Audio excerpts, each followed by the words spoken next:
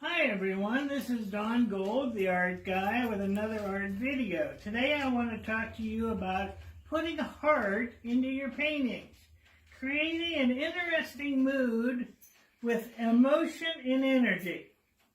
It's getting cold outside, so come on inside by the fire. I'll get you a hot drink and let's have a heart-to-heart talk about watercolor painting.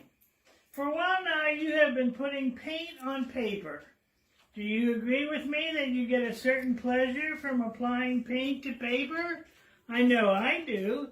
I just can't wait to see how the colors merge and form wonderful mixes.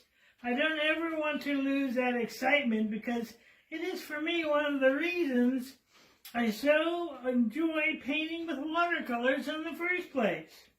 In all my discussions and teaching, have I ever mentioned the words painting with the proper mood, creating emotion and energy?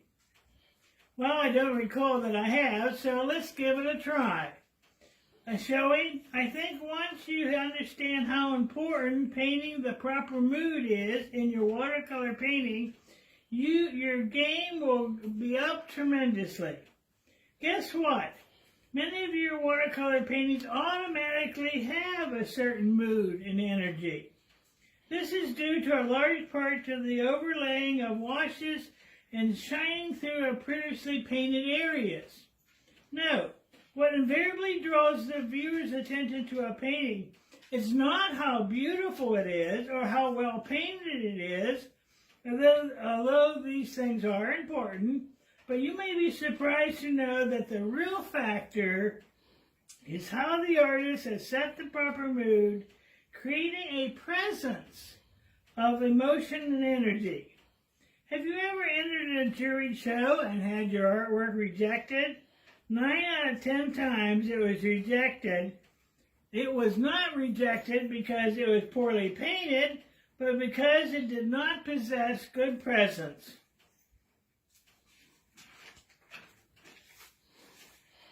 This is a very subjective area. As people see paintings in different ways, well, I don't want my art students to have their artwork rejected, so here are a few things you can do to ensure your painting has excellent presence with proper mood and energy and emotion. The three most important things you can do is to 1, imitate weather conditions, 2, generate movement, and 3, create a narrative. Sometimes a good mood just arrives, and when it does, do not lose it. Here are some practical suggestions. Go ahead and you can look at all the painting examples that I have. Change your view of painting. Alter the visual arrangement or color combinations such as a dark sky and a sunny beach. How about placing a lone person in the middle ground to attract attention? And here are a few unusual suggestions. You could leave certain areas unpainted or smudge some distant elements. What I'm trying to suggest is that you need to free yourself from painting monotonous, similar images. One of the most used techniques in watercolor painting is the creation of a subtle change in the edge between one color and another. Distinction between land and sky may in one painting be very distinctive and in another be very blurred. Using soft edges can change ambience. You are the artist. Make these choices. When you're attracted to a particular scene, it is usually because there's a play of light. Painting wet onto wet is one of the most important techniques in watercolor painting. This technique is used to achieve the look of either smoke or mist.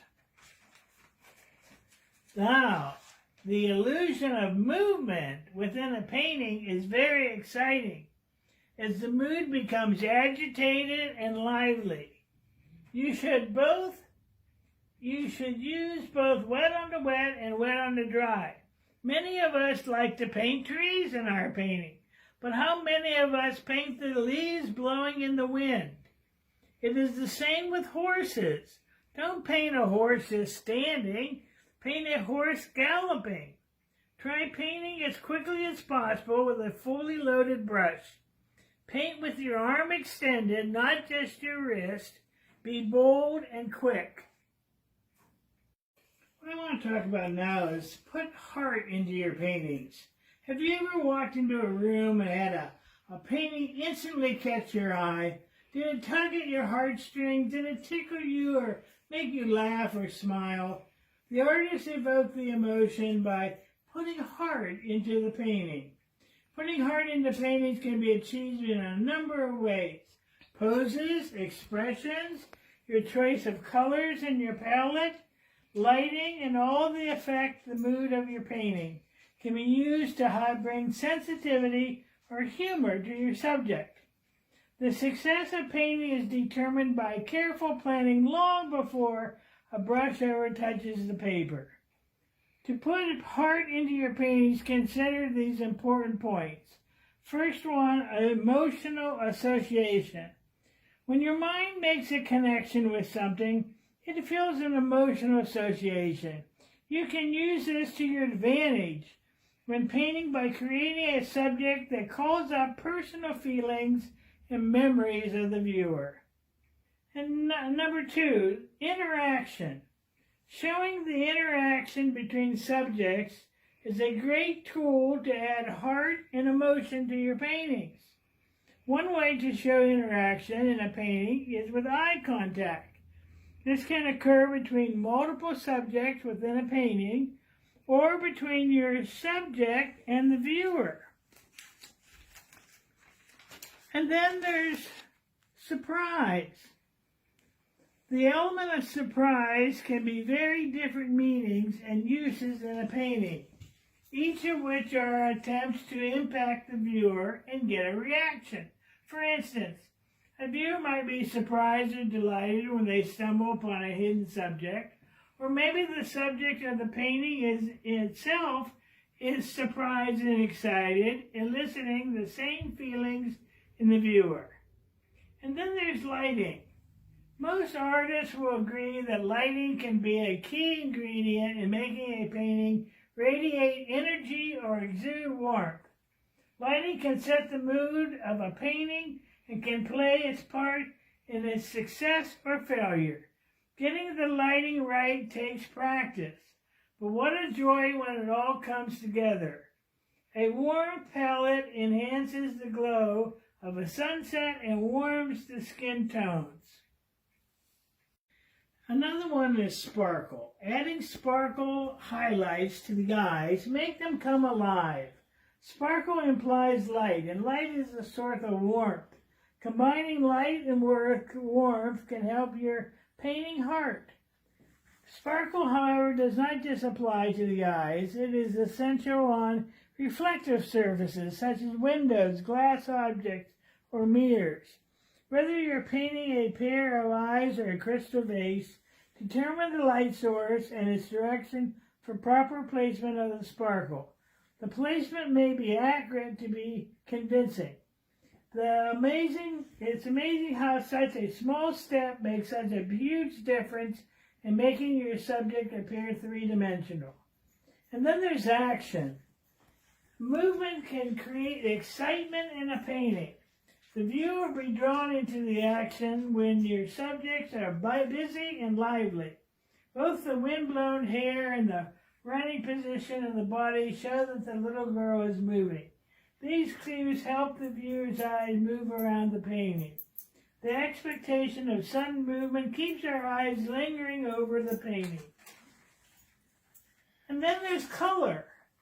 Color not only has a profound influence on the mood of the painting, but its vibrancy and intensity can also affect the climate or temperature. The intensity of colors you choose can have a very different result. For example, a bright bubblegum pink Gerber daisy screams cheerful, whereas a pale, soft pink rose can be calming. Both are pink, but each makes us feel a different way. And then lastly, the subject matter. Sometimes the little things that bring a smile or a tear that warms your heart are the things that make ideal subject matter. Your best subject could be right under your nose. Well, it's time to go. I am glad we've had this talk about the proper mood and putting heart into your painting. I hope you add some of these suggestions into your paintings. Let's get together real soon. I have lots more to share with you about watercolor painting. Keep painting, and then you will no doubt create paintings that exude emotion, life, and energy. Take heart.